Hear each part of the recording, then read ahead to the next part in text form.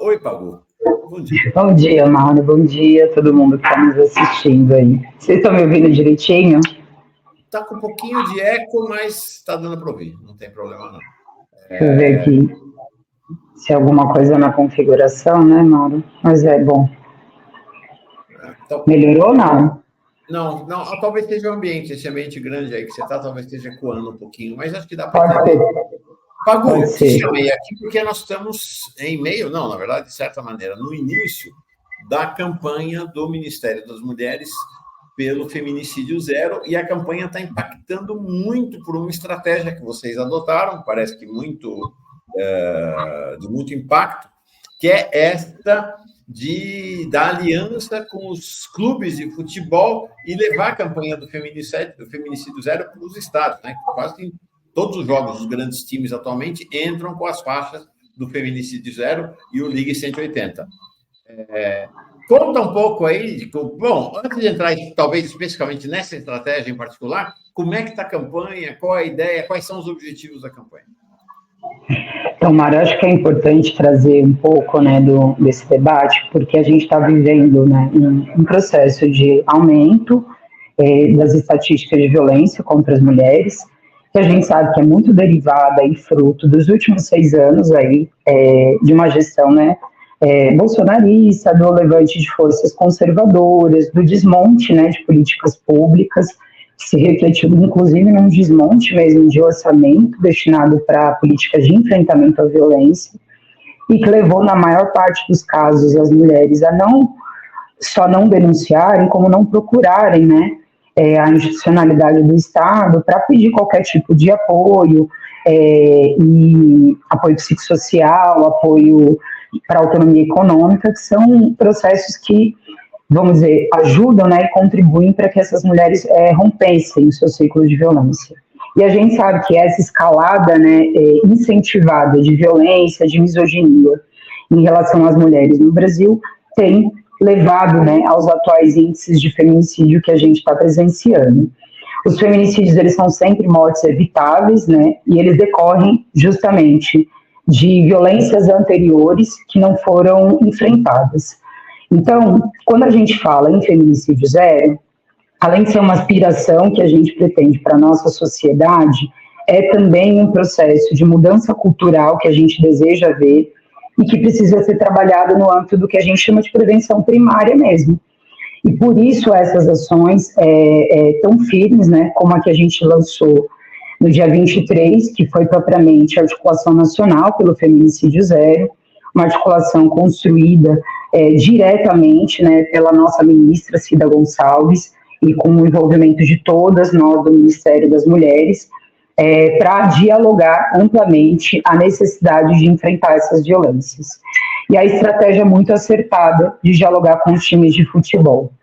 Primeiro, na compreensão de que, sim, os homens precisam ser parte responsáveis dessa luta e desse diálogo, né? E não somente aliados, mas também responsáveis, porque são os que cometem as violências contra as mulheres. Então, a mudança cultural, ela também, de pensamento, ela precisa passar também pela forma de desconstrução dessas masculinidades tidas como tóxicas, que levam a inúmeros homens cometerem feminicídios. E os estádios de futebol, eles são focos, né, de violência. Há aumento significativo de violência contra as mulheres, né, de importunação sexual, de violência sexual em dia de jogo de clássicos.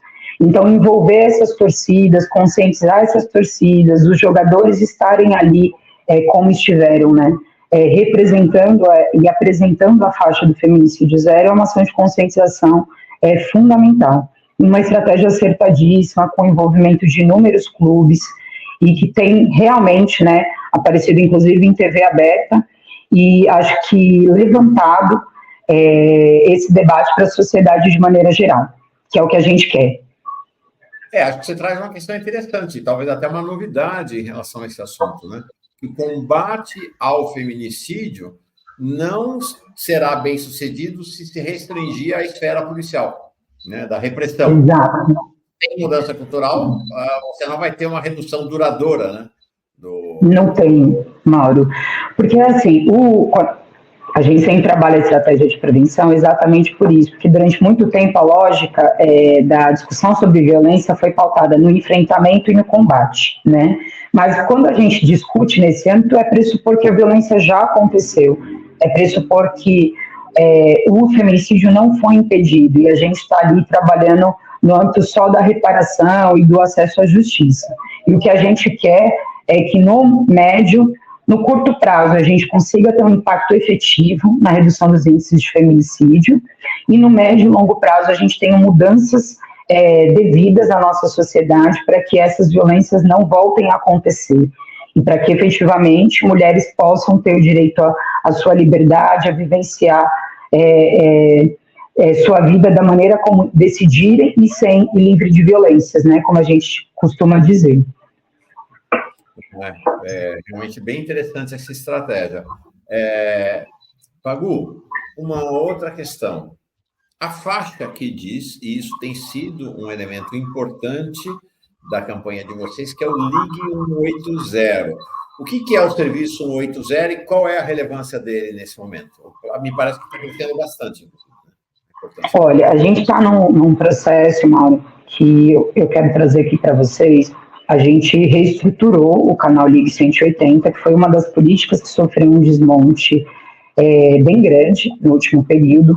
O Ligue 180, no governo anterior, foi juntado ao Disque 100, deixou de ser um canal de empréstimo de informações para as mulheres sobre como proceder, para onde serem encaminhadas quando sofrem violências, reduziu, né, o seu número de atendimentos, portanto, também de conhecimento da sociedade. A gente acabou de fazer a reinauguração da central do Ligue 180, neste processo de investimento que inclui, inclusive, investimento orçamentário. Já foram investidos só esse ano mais de 19 milhões para a estruturação do canal do Ligue 180 e na recomposição do formato do serviço. Primeiro, ele voltar a ser gerido pela pasta do Ministério das Mulheres.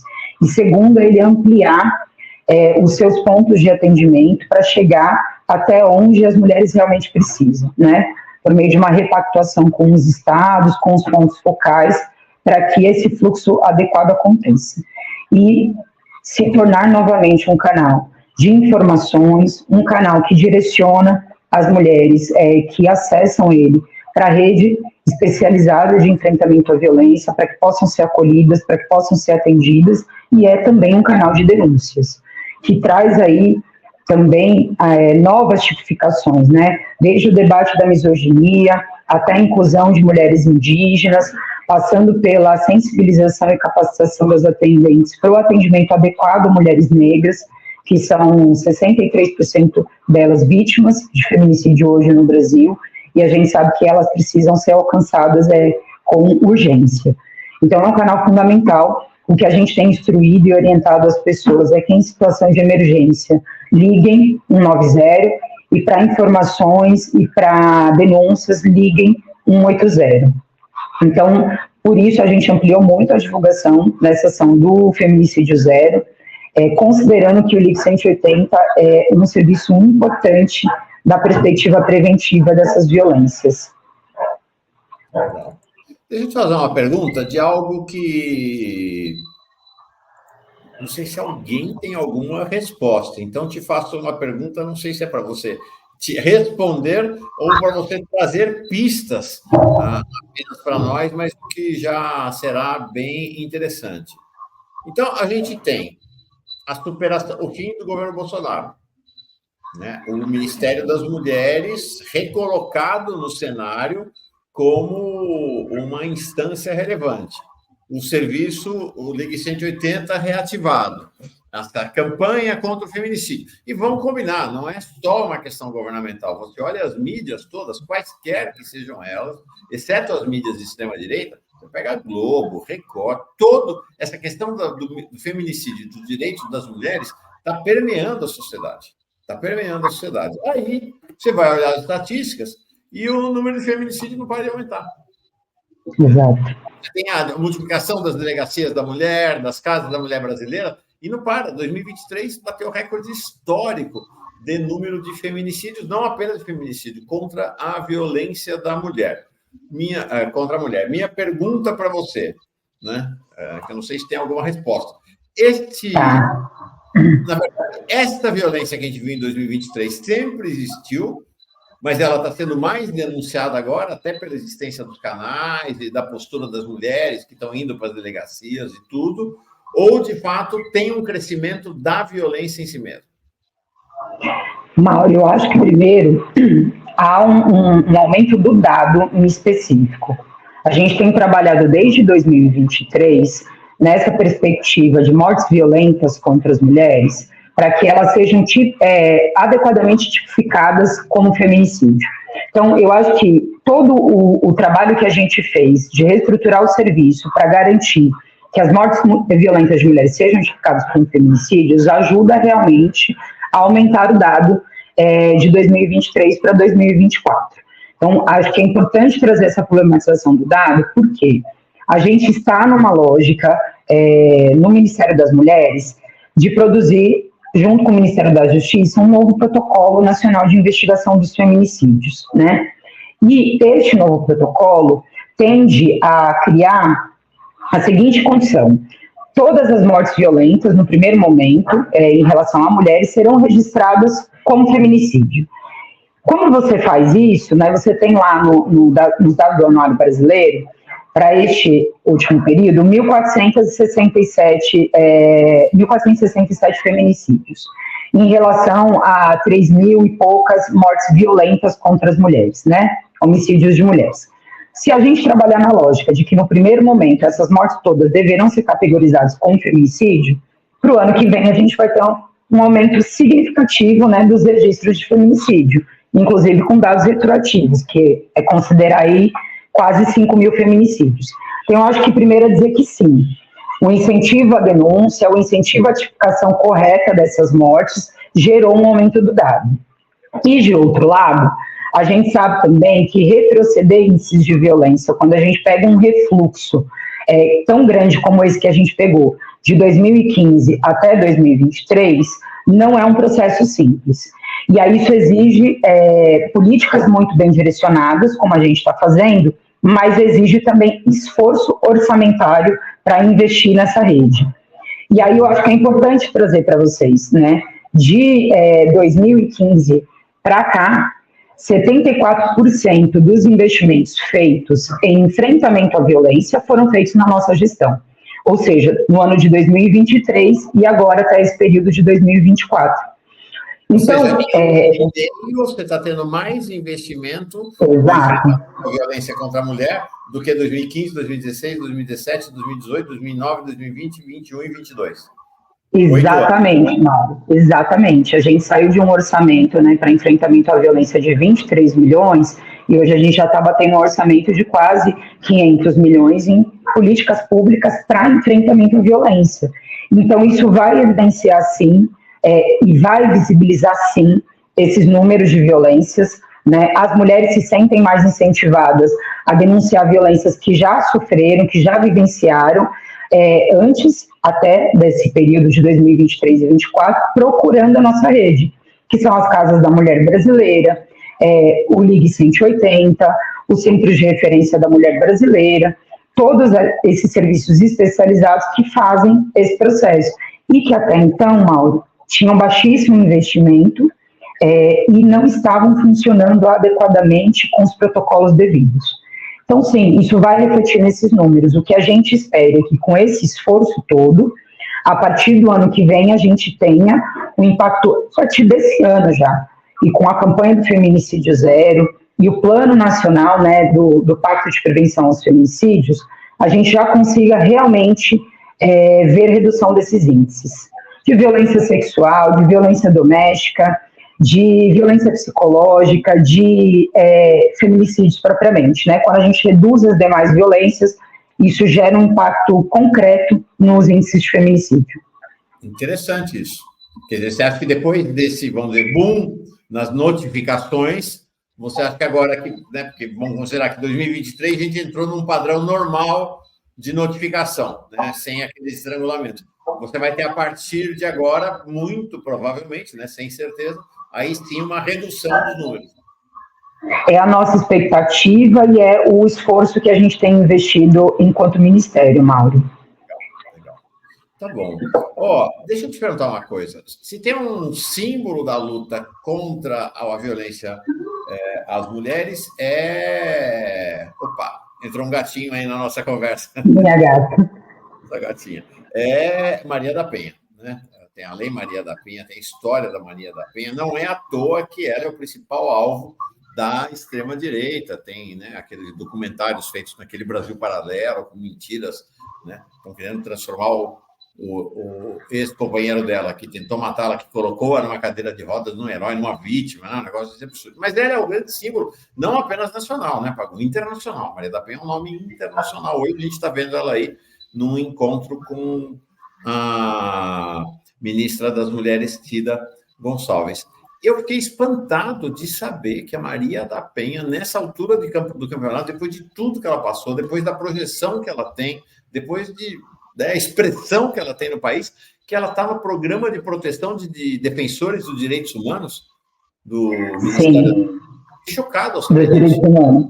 Sim, Mauro. Justamente por isso, né? Uma das frentes que a gente precisa atuar com força no próximo período é exatamente na desconstrução, né, desse discurso da misoginia que tem tomado as redes sociais, que vem tomando aí esses grupos, né, masculinistas, os Red Pill, os Blue Pill, e na contrapartida, né, a gente também tem visto um movimento de mulheres conservadoras, trazendo um discurso, né, do feminismo, do conservadorismo, do papel da mulher enquanto um papel submisso, e que tem gerado esse tipo de prática, né, de hater e de ameaça a figuras como a Maria da Penha.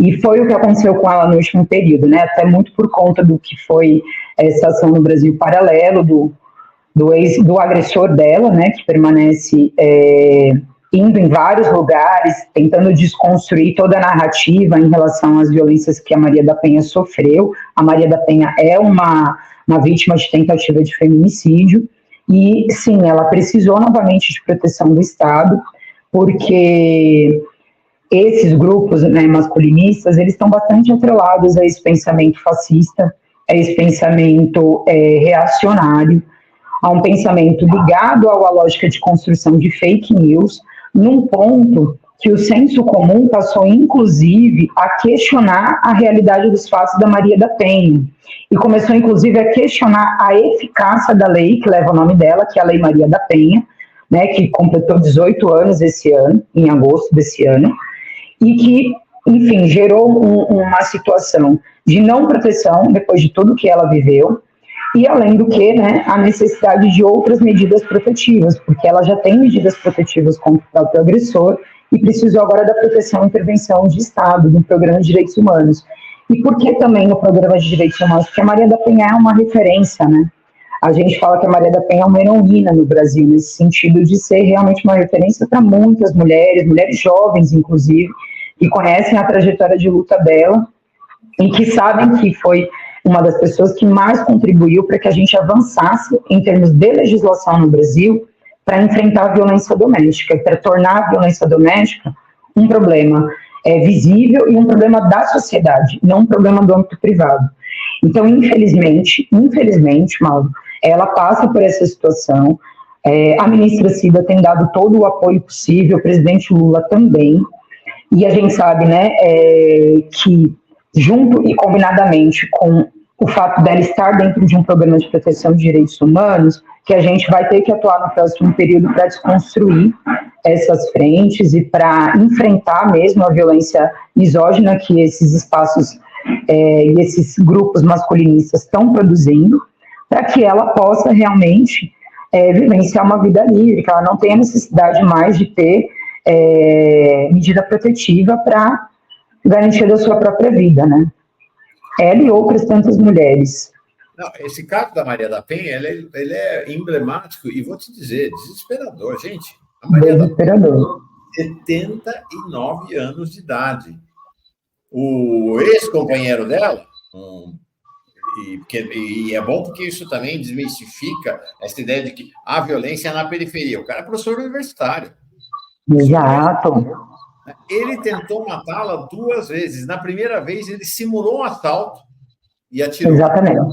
Na segunda vez, ele tentou eletrocutar Maria da Penha enquanto ela tomava banho. Tomava banho, exatamente. E que levou a ela... paraplégica. Está com 79 anos, persegue e ameaça a vida da Maria da Penha o dia inteiro, todos os dias. É desesperador, Pagô. É um absurdo, né, Mauro? Mas isso é o efeito, né, do fascismo no Brasil e do espaço que esses grupos ganharam mesmo, né? A partir desse discurso, eu estava aqui ouvindo a entrevista anterior, né, do Breno Altman sobre os discursos disruptivos, né, que só falam contra a ordem, e o fascismo ele tem muito essa característica, né?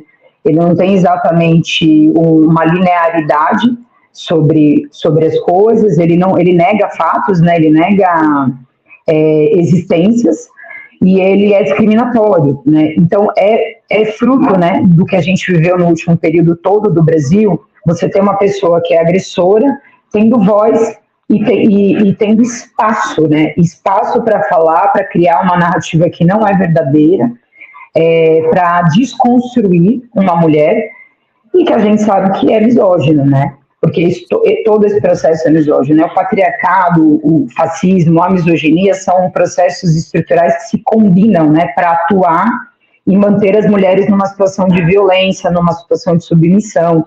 E então, assim, a gente tem mesmo, Mauro, que enfrentar esses processos e tem que criar essa conscientização em âmbito nacional para todo mundo, para que a sociedade seja parte mesmo dessa luta, que as pessoas realmente intervenham quando vejam uma mulher em situação de violência, prestem o apoio necessário para essa mulher, né, direcionem ela devidamente para onde ela precisa ser direcionada.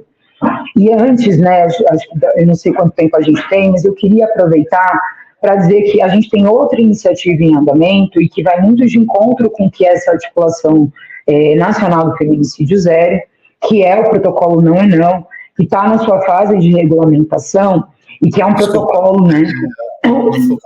Protocolo? O protocolo Não é Não, que é uma não é não, que é uma das ações, né, que entra muito de acordo com o que a gente tem construído no âmbito da articulação do feminicídio zero, do Pacto de Prevenção aos Feminicídios, que é justamente conseguir que nesses espaços públicos, né, de bares, boates, onde há venda de bebida alcoólica, que as mulheres possam frequentar esses espaços de maneira segura. E esse protocolo, ele abre também um debate grande para a sociedade sobre o enfrentamento às inúmeras violências sexuais, o assédio sexual, a importunação sexual, que é exatamente o tipo de violência que mais ocorre com as mulheres quando elas acessam o espaço do público, né? Então, acho que são ações, Mauro, que vão se combinando para criar uma outra forma das pessoas agirem, e com isso, né, trazer os homens para esse debate, trazer os homens não como meros espectadores desse processo, mas como responsáveis desse processo.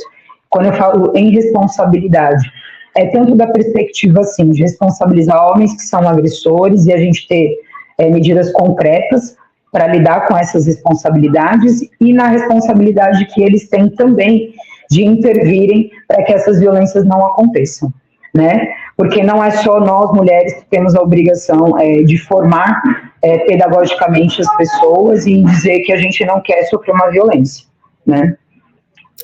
Para encerrar, estou conversando com o Pagu Rodrigues. Pagu Rodrigues, deixa eu ler aqui o teu cargo, que é longo, é diretora de proteção de direitos da Secretaria Nacional de Enfrentamento à Violência contra Mulheres do Ministério das Mulheres.